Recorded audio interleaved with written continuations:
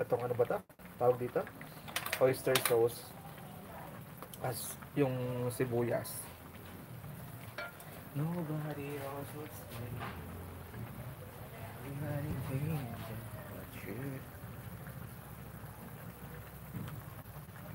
Ate,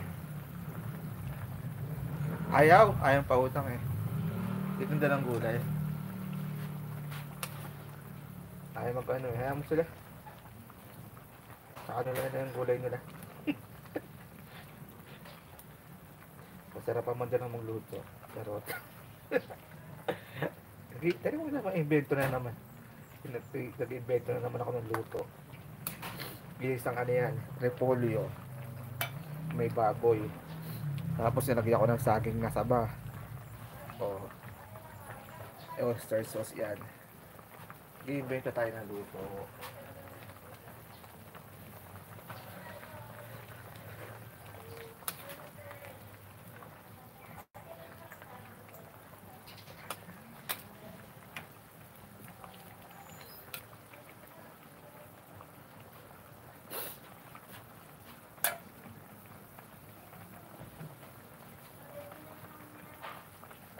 Kasalanan to nung ayaw pautan ng patatas eh. Dapat nilaga gagawin ko dito eh. Ayaw mo pautan ng ano eh.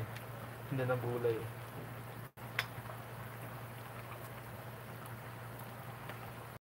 Yan, ginisa tuloy sa oyster sauce. Repolyo. Hindi pwedeng walang sabaw kasi gawa yung bagong panganak. Yung nanay ng baby. Kailangan may sabaw din kahit pa paano kasi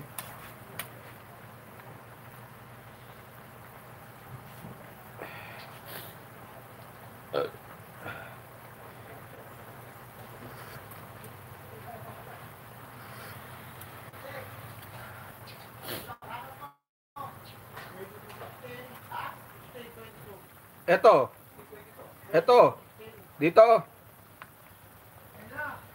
Ay, tricycle, oy.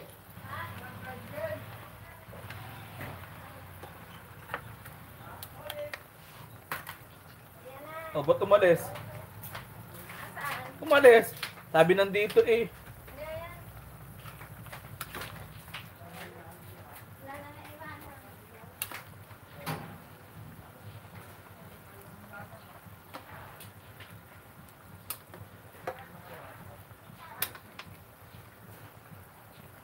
Nobody else will say. Ipit lang, ihahabol mo pa. Takag, habulin mo tricycle. Ipit lang eh. Nobody else will say. Ano ba yung nilagay ko? Ano yun? Ano ba to? Ginisa ko sa sibuyas, bawang.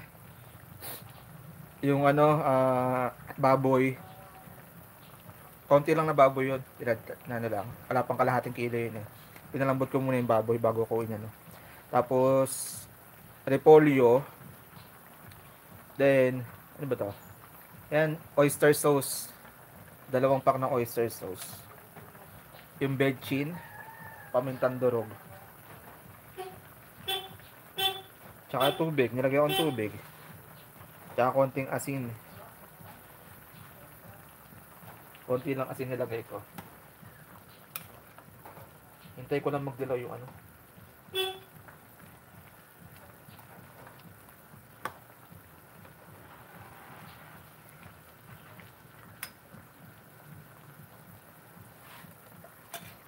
Nobody else was safe. Nobody else.